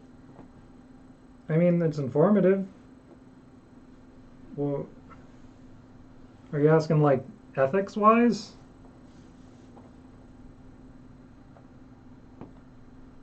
Probably just asking what thoughts you might have had in general. I am enthused by the stuff we can learn about non-avian dinosaurs by activating genes or even just directly simulating the growth of certain structures in living birds. Mm-hmm. It's definitely informative. Like too many colors that are... Look at this. Red, orange, and scarlet.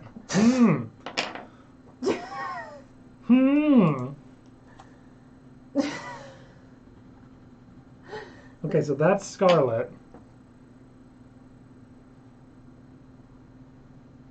Okay, that's red, orange. Okay, I'm You're with it now. Back in the saddle. Yee-haw. Brandon asks, do you think any other clades of terrestrial animals could ever evolve to reach the size of sauropods? That's a good question. Sauropods are uniquely suited to attaining those large sizes, is the thing. Like, there's that paper that I can't recommend enough that's just a whole bunch of things coalescing to produce giant sauropods. It's called the Cascade model, where between them having long necks, small heads, many small offspring, low energy requirements, the metabolism to grow pretty quickly. There's a lot of things coalescing to produce giant sauropods.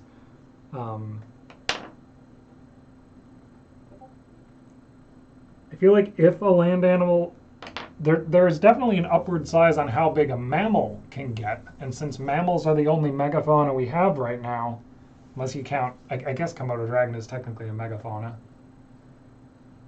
but yeah, I don't think a mammal could get that big unless it's in the ocean, because we have one in the ocean and it does get that big.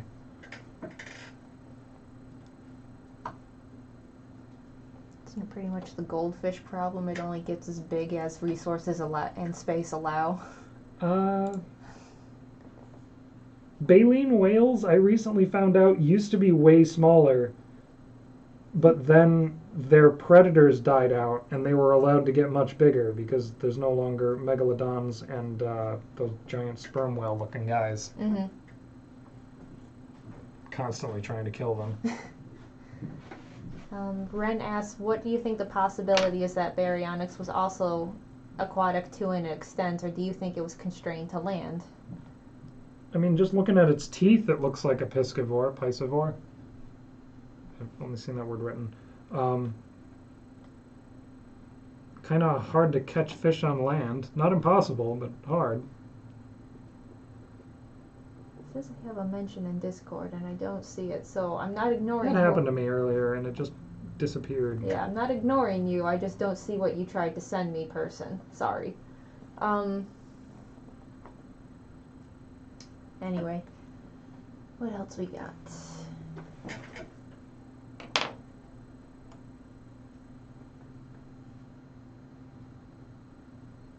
How much longer do you think the stream will be? Probably another 20 minutes. Oh, it's been that long already? Yeah, it's 5:10. Wow. I should drink more water. Oh. YouTube, stop.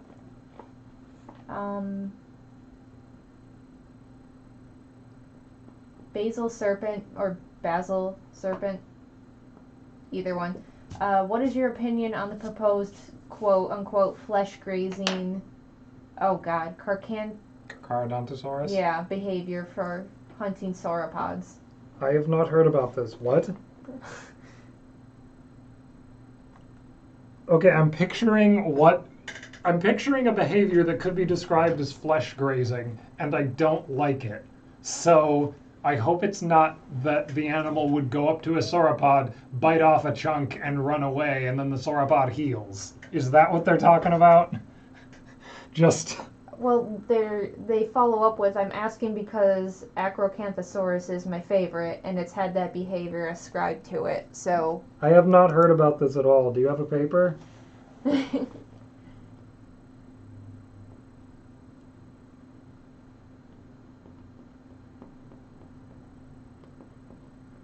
Do you think the head of a Pachycephalosaurus had integument, or was exposed bone? Well, I'm sure it wasn't exposed bone. I'd assume keratin sheath of some kind. It depends on what they were using it for. If they were, as is usually interpreted, using it in agonistic behavior, using it in combat, I would expect some kind of keratin covering, but maybe it was more of a, I don't know. I'd have to look at the surface of the bone again, because I have a better understanding of what bone textures correspond to what skin textures or other integuments than I did when we did the Pachycephalosaurus episode. But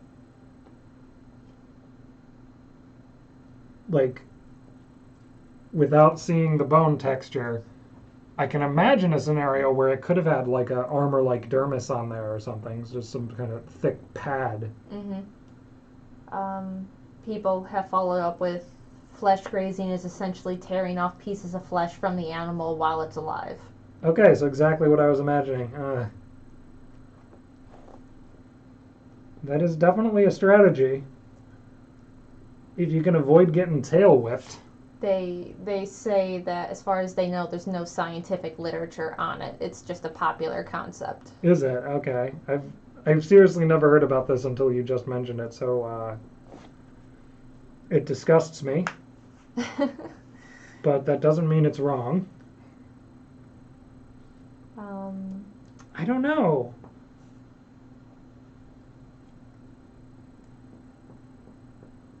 As a predation strategy, that could maybe be valid. You rip off a chunk and get out of there and wait for it to die of blood loss or infection or whatever, but to just casually walk up.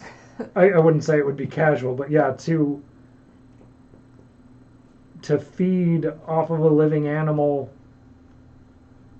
and have the animal heal and potentially be fed on again. I don't know.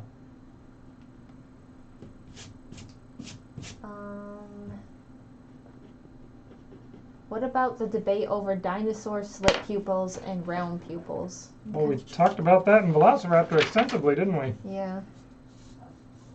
What would you like to know?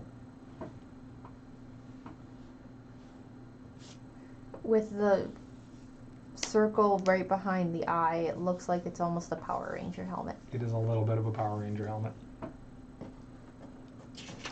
Let's see, what else we got?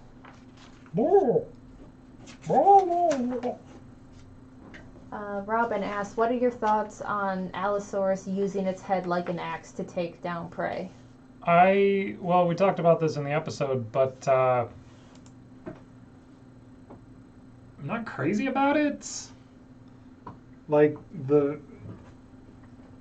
numbers for the animal being able to sustain stresses with its skull are there, but that doesn't necessarily follow that it was going grr with the top of its head. If it was engaging in that, that's certainly a novel solution to the problem of not having a whole lot of bite force. What's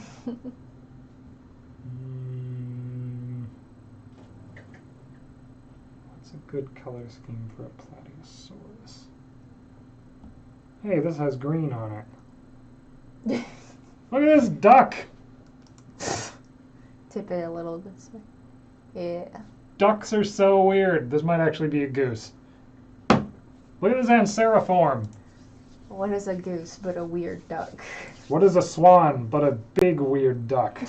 And hissy. Geese hiss. Yeah, but ducks don't. Well, I'm sure some do, but I've never heard a duck hiss. I've Not the never ducks heard- we have. I've never heard a duck hiss either. I assume some must. Godzilla00X asks, what is a dinosaur you wish had more notoriety with the public? Good one. More notoriety with the public.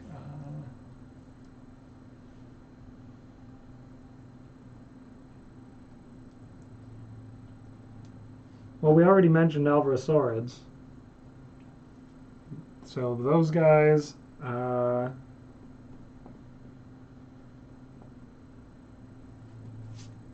wish more people recognize like the diversity of ceratopsids instead of just always being Triceratops and Styracosaurus all the time. I kind of wish more Dromaeosaurids were known other than just Velociraptor all the time, and mostly an inaccurate Velociraptor at that.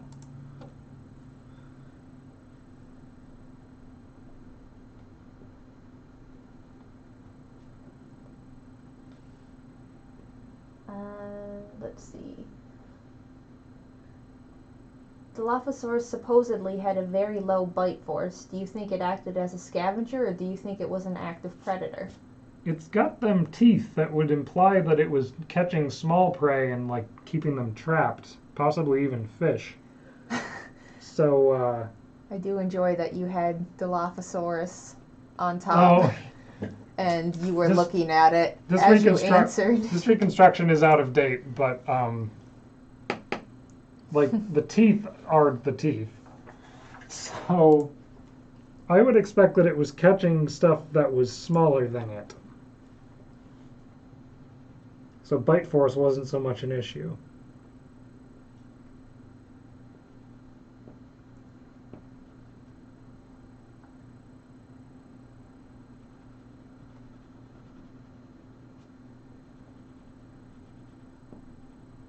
Let's see. Dolly says, you guys are awesome. Please make more products so I can support you guys. Bought some shirts already. Well, thank you. And we are, well, yeah, we both are currently trying to get more products done.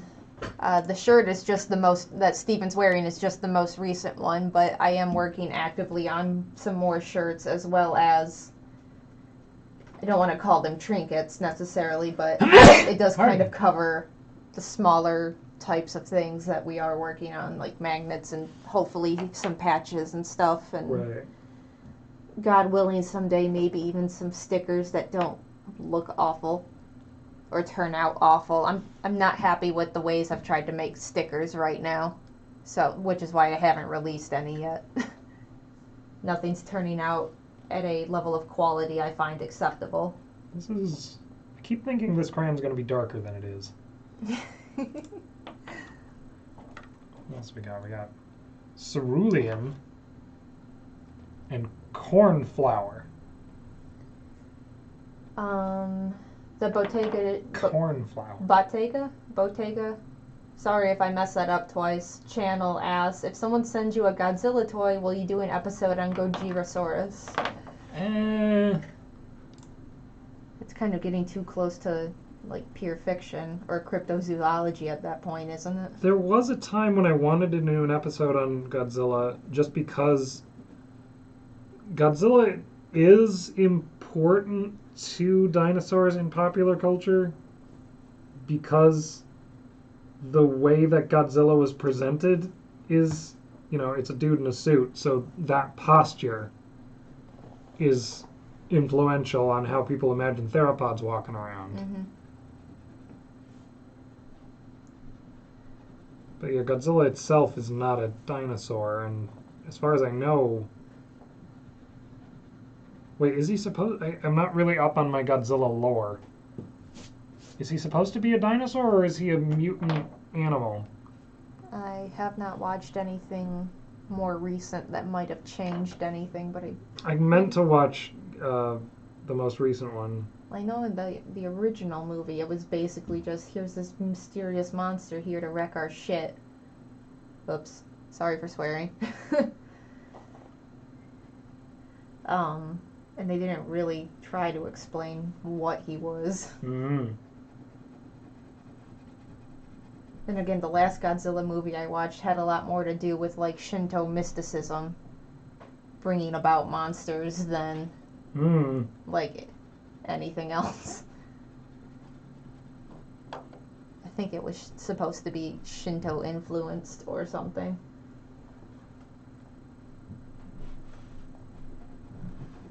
Gonna have to go back and bleep myself out later now. You can do that? Well, there's a video editing option in YouTube again. Huh. I don't know how powerful it is, but it looks better than the old one.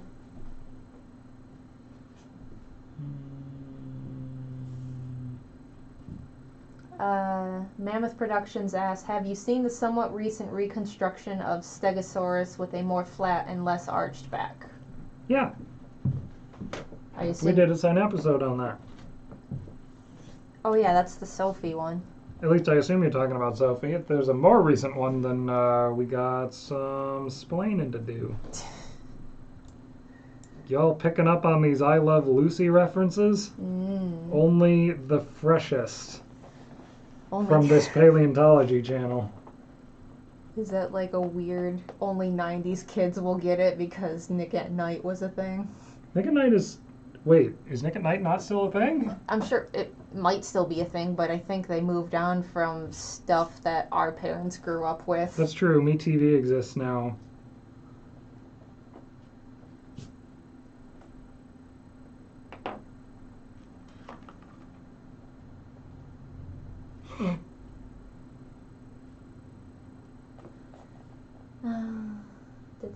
The Paleo Draw says the most recent parentheses legendary Godzilla is an ancient alpha predator, so basically a giant mammal / amphibian / dinosaur.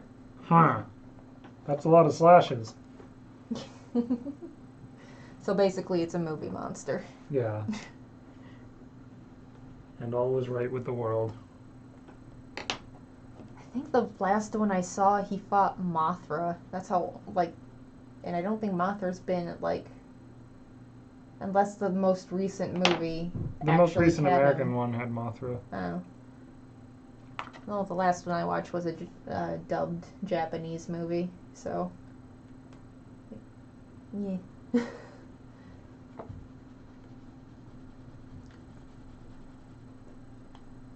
Apparently Nick at Night is just its own channel now. Oh, like Boomerang. Yeah. I was a little cross with Cartoon Network for taking one of the main things that I watched the network for and putting on a different channel that we didn't have. Okay, so Kikizilla 101 says Godzilla was originally a quote-unquote dinosaur that was awakened and radiated by nuclear tests. Though I am slightly tickled that you said nuclear testes by accident. Did I? I'm sorry. No, their typo. Oh. Nuclear testes sounds like a band name. Mm. He was also a mutated dinosaur in the 80s and 90s, but nowadays he's a unique animal. Huh. And someone else said I should bleep my S word with a Godzilla roar. I may do that. If I bother at all. I know YouTube doesn't actually care too much about 1 or 2 swears, especially not... Well, it's more for the Especially- viewers. well, This, yeah. this stream, I assume, is labeled not for kids anyway. Yeah, because our content technically isn't. Kappa.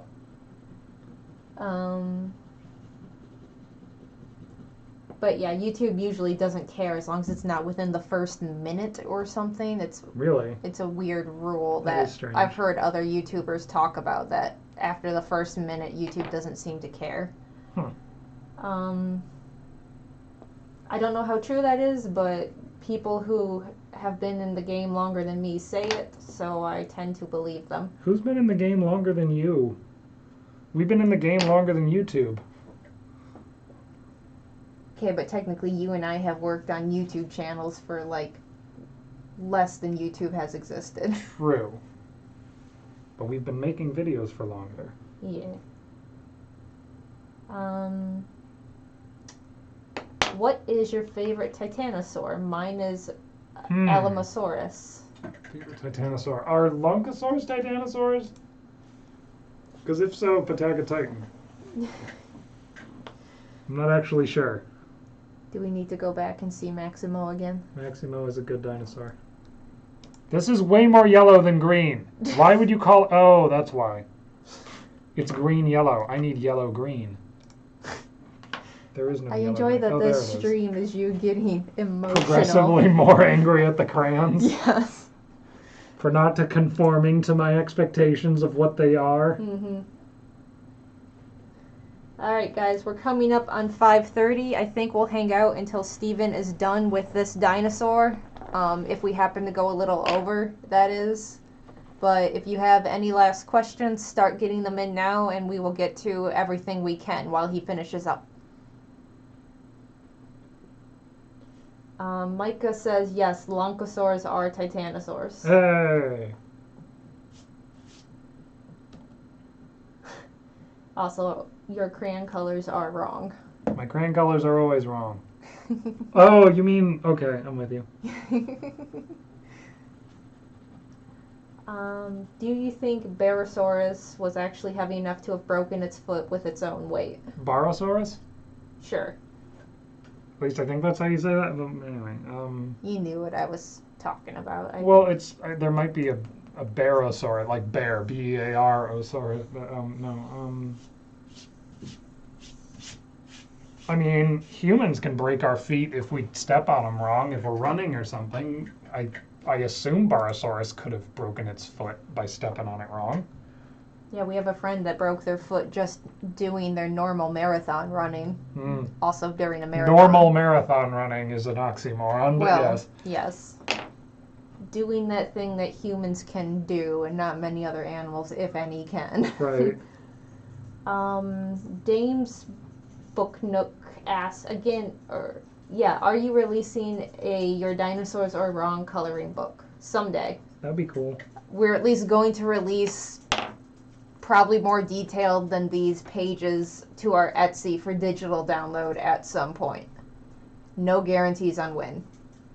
As for like fully published in your hands book with like proper cover and stuff, who knows? That's somewhere like pipe dream level right now, I would say, if anything.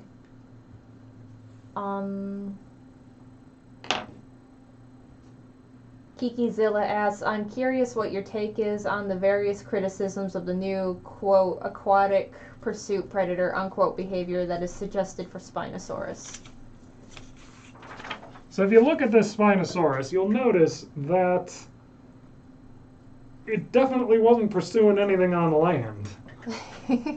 with those legs. So if it was pursuing anything, it would have to do it in the water. Oh my god, both puppies are down here wondering where dinner is. I'm not convinced that it was a strong enough swimmer to catch fish, but we'll see. Like, maybe it was a strong enough swimmer that it was able to get close to fish and then snap them up by neck action. That I could believe. Let's see. Liebeck asks, have anything interesting to say about this dinosaur? I assume the Plateosaurus you're coloring. About Plateosaurus? Yeah. Is there anything new on them since our video, since that was one of our earliest ones? That was one of our earliest ones. We need to essentially redo the whole thing, but... we may as well just have a Redux series plugged into this whole thing. Yeah, I have to research it more. Hi, puppy. Are you hungry? You look like you're hungry. He always looks like he's hungry. What does it matter? Why are you crying? Yeah. You'll get some in a little bit. I don't know a whole lot about Plateosaurus, sorry. Like, that would have to be the one that I actually research. Yeah, that was... Implying that I don't usually research. No, well, that was before we did the kind of research you do now. Right. For Plateosaurus, I just had some notes. Mm-hmm. That was it.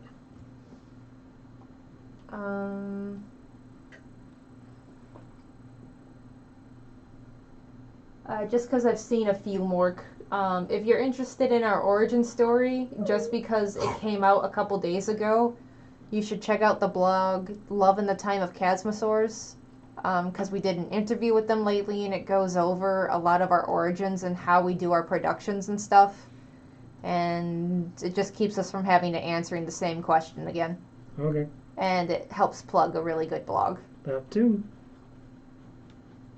And if you need an easier link, you can just check out like our Facebook or our Twitter or whatever, because the link will be there. And if you're watching this archive, we'll probably put it in the description. That too.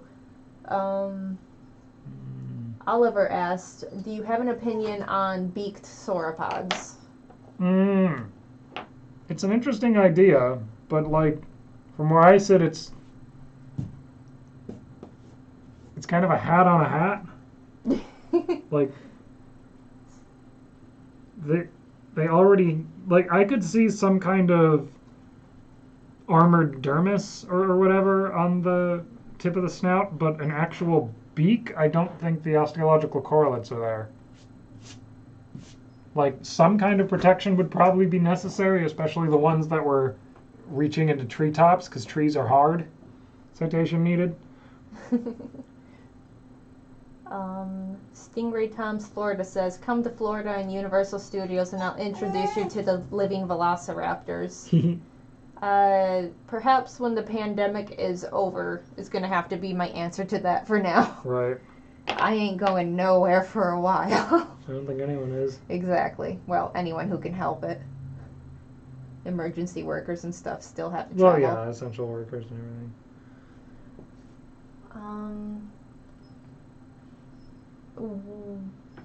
What do you think of Maragaya? Miragaya? Yeah, getting progressively weirder. Wait, was there something new about Miragaya? Apparently. I didn't know. Oh god. It was already so weird. How could it get weirder? He says, having just looked at Spinosaurus.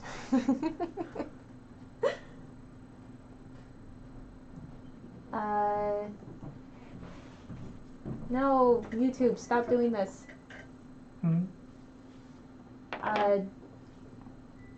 Did you leave the geek group? If so, why? No, they shut down. The why is money, as in it costs too much to run the place and we couldn't bring enough in, essentially. As far as why we're on our own channel instead of on the geek group channel, that's because it wasn't our channel. And this one is. Yeah.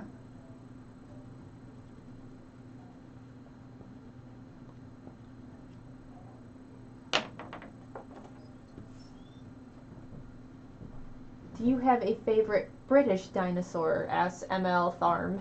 Favorite British dinosaur? Probably Solidosaurus. Mm-hmm. Apparently, Mariah, that one's neck keeps getting longer and longer. Oh no. Oh, did they do that thing where stuff that we thought was dorsal vertebrae are actually Just vertebrae. Cervical vertebrae? Mm. So the shoulder girdle moved back effectively? Yeah.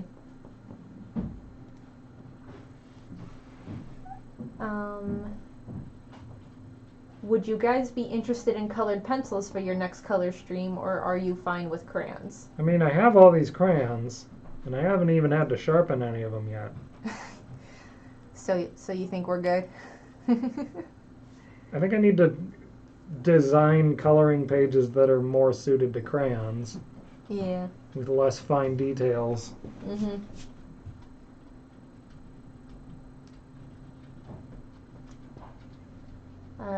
As Jack says, as a British person myself, my favorite British dinosaur is Neovinator. Brainmind says your animations are amazing. Thank you for the content. Oh, thank you. Alright, last call, guys. What do you think a baby Carnotaurus would look like? Like a baby Carnotaurus. I think it would look like a sausage with legs and little nubs on its head. And even nubbier arms, I guess. Oh, they probably their arms were bigger when they were little, like proportional to their bodies. And they just didn't grow as the animal grew up. That's probably how that worked out. Budgie asks if you could have a dinosaur as a pet, what would you have? I think we covered that last time. Yeah, I think I settled on Microraptor. Yeah. Something actually small and therefore vaguely manageable. Right. Alright. Unless you mean in real life, in which case probably a raven, because I'm that guy. So I think we're going to cut off with, what is your favorite flavor of pizza? My favorite flavor? Like, That's a weird way to ask that. I've never heard them described as flavors. Okay, what flavors do you prefer on your pizza? That's better. I don't know, the toppings I prefer would be mushrooms and spinach are probably my favorites. I mean, I'll eat just about anything on a pizza. Mm-hmm. Spinach? Yeah, I just said spinach. Oh, somehow I blanked that out. Oh. I don't know, I like banana peppers and spinach, and anything else other than onion is usually at least acceptable. Especially red onion. I hate red onion. But anyway, we are going to cut it off there because I have a very tiny, may as well be a raptor dog whining its butt off at me for dinner, which is, to be fair, a little late. But thank you guys for hanging out. If you have not checked it out, please check out our Patreon if you like what we do and if you want to see more stuff like this as well as the normal episodes. Every little bit helps us, live another day so we can do that. Yes, and thank you to everyone who is already supporting us on Patreon. Yep, or has bought on Etsy. I saw someone bought a Fighting Dino shirt already. That and a mug while we were doing work. Like moments after I pointed out we sold the shirt you're wearing. So yeah, thank you everyone for your support and for hanging out with us. I think we got almost 300 viewers when we topped out. Wow. On the stream. So this has been really cool, and it's good to know you guys like this kind of thing, and we still have more coloring pages to do of the original set. So I think we might do another one of these in a few weeks or so, because everyone's still going to be stuck at home for a while, it looks like. Yeah. So yeah, thanks for hanging out, and yeah, if you have a question that we missed, you can always tweet at us or Facebook us or something like that. We're on all of the different social medias that seem to matter, even Reddit. And our Discord happens to have some nice new emoji. Oh yeah, Discord is the fastest way to get to us, but it still might take a little while, so don't be sad if we don't answer right away. But yeah, thanks for hanging out. Hit us up if you still have questions of any sort that we didn't get to, and we will see you next time. Say goodbye, Steven. Goodbye, Steven. Which button is it? And stream. Okay, and then I wait, right? No, then you say stop streaming.